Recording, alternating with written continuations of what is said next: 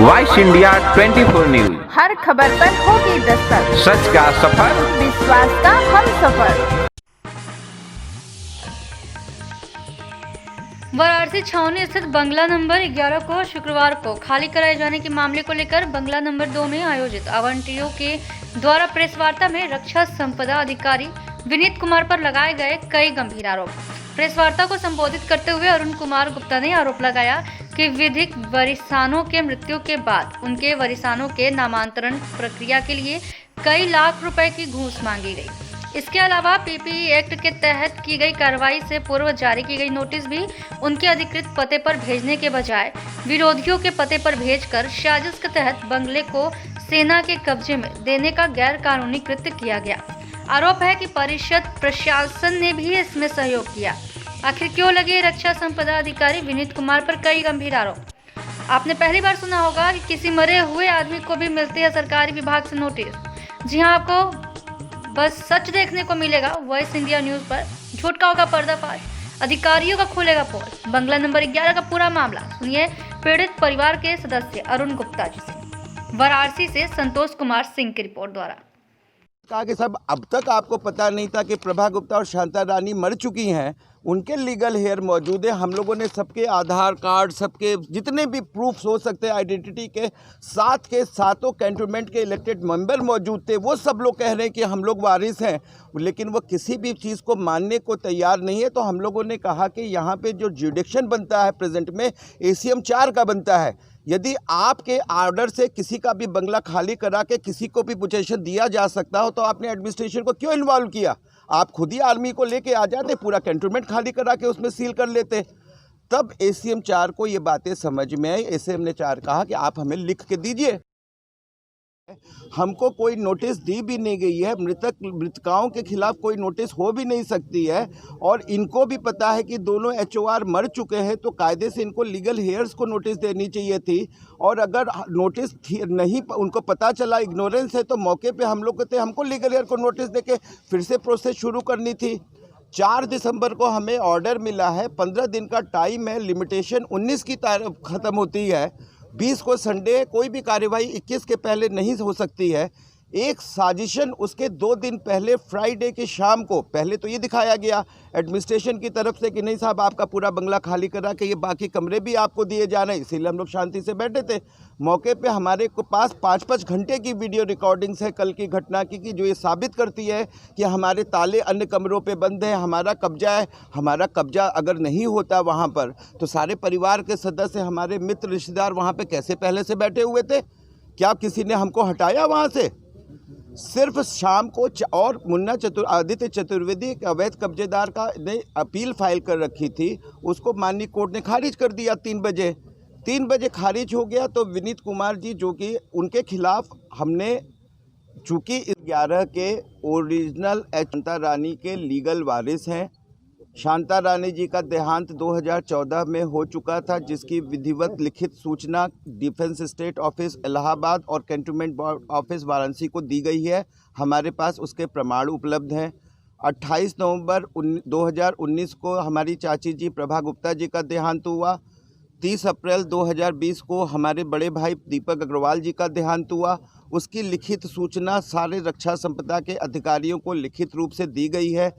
Corona की वजह से कोर्ट्स जो है खुल नहीं रही थी, उसकी वजह से हम लोगों ने प्रोबेट एप्लीकेशन विल्स की जो है पिछले 3 महीने कोर्ट में दाखिल कर दी थी।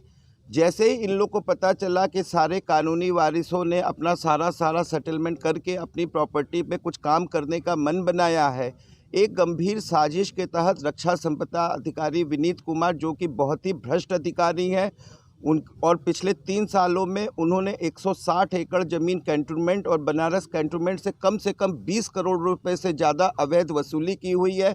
उनकी तरफ से हम लोगों को ये संदेशा आया। उनके मेन आदमी SDO ओम प्रकाश, उनका जो है ताहिर करके उनका ऑफिस सुपरिटेंडेंट, और उनके 1-2 और लोग भी हैं जिनका हम नाम लेना इस समय उचित नहीं समझेंगे। यदि आप 25 लाख रुपया दे देंगे तो आपका म्यूटेशन कर दिया जाएगा, नहीं तो आपका बंगला डिस्प्यूट में दे दिया जाएगा।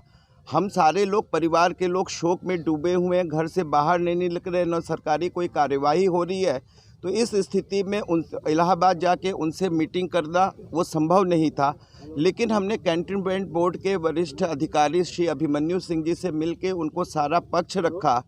इसी बीच 4 दिसंबर को हम लोग को यहीं पर पोस्टमैन ने आके 2 ऑर्डर पीपी एक्ट में रिसीव कराए कि साहब ये जो है बंगला नंबर 11 में पिछले 2 महीने से कार्यवाही चल रही है। 6 लोग बीना चतुर्वेदी, लल्लू रावत अतिरिक्त करके, और उसकी कॉपी प्रभा गुप्ता और शांता रानी को भेजी गई है ऑर्डर की कॉपी की। 1 दिसंबर का ऑर्डर है पीपी एक्ट सेक्शन 5 में कि ये 6 के 6 अवैध कब्जादारी लोगों को बंगला नंबर 11 से निकाल दिया जाए, और अगर ये ऑर्डर मिलने के 15 दिन के भीतर यदि बंगला खाली नहीं करते हैं तो इसको बलपूर्वक जो है मजिस्ट्रेट और पुलिस की सहायता से उनसे बलपूर्वक खाली कर दिया जाए। 1969 से बंगला हम लोगों का है, हमारे और भी आदमी रहते हैं। अगर क्या आप लोग समझते हैं कि 7.5 एकड़ के बंगला में 1 नौकरानी और 4 नौकरी रहते होंगे? उसमें तो हमारा पोजीशन है, हमारे और भी अन्य आदमी रहते हैं। लेकिन चूंकि कोई कंस्ट्रक्शन की अनुमति नहीं दी जा रही थी, इसलिए हम लोग कोई भी कार्य करने में उसमें असमर्थ थे। ऑर्डर की कॉपी हमने लीगल हेयर प्रभा गुप्ता और शांता रानी की उसके प्रमाण हमारे पास उपलब्ध हैं। ऑर्डर में ये लिखा कि आपको नोटिस दी गई, हमको कोई नोटिस नहीं मिली, क्योंकि नोटिस जो भी थी प्रभा गुप्ता और शांता रानी की थी, और हमारे जो लिखित पते हैं, लीगल पते हैं बंगला नंबर 2 शहर की प्रॉपर्टीज़ पे, और उस पर नोटिस सर्व न करा के जानबूझ के बंगला नंबर 11 पे सर्व कराई गई। और जो भी अवैध कब्जेदारों ने, जो कि हमारे विरोधी हैं, जिनको हम निकालने का प्रयास कर रहे थे, उन्हीं को रिसीव कराई गई और हमें कोई इन्फॉर्मेशन नहीं दी गई। क्या कार्रवाई करेंगे? मेरी बात सुन लीजिए, आप पूरी मेरी बात तो सुनेंगे। उसी के बाद आप शांता रानी और प्रभा गुप्ता के खिलाफ भी जो है कोई ऑर्डर कर देते कि उनको भी निकाल के बंगला सील कर दिया जाए हमारा। और यदि आपको पता है कि मृतक है तो उनके लीगल हेयर के खिलाफ कोई ऑर्डर करते। ऑर्डर सिर्फ 6 अवैध कब्जेदारों को है, और डीएम को भी जो ऑर्डर है वो 6 सिर्फ अवैध कब्जेदारों को निकालने का है। आप लोग खुद देख लीजिए कि डीएम को रक्षा संपदा अधिकारी की तरफ से एडमिनिस्ट्रेटिव कैपेसिटी में बाहर निकालने का जो ऑर्डर है, सिर्फ 6 लोगों को निकालने का है। मकान मालिकों को या उनके प्रतिनिधियों को निकालने का कुछ नहीं है। उसको पहली कॉपी उन्होंने अपने बॉस रक्षा प्रधान निदेशक लखनऊ को भेजी है। अब इसमें देखिए, इस पन्ने में इतनी जगह बाकी है। अगर 2, 3, 4 और लोगों को कॉपी भेजनी होती तो आप यहाँ पे करते और काउंटर साइन करते। फ्रॉड देखिए कहाँ पर है। यहाँ पे क्रमशः पृष्ठ 2 का फ्रंट देखिए और इसका फॉन्ट देखिए, दोनों अलग है।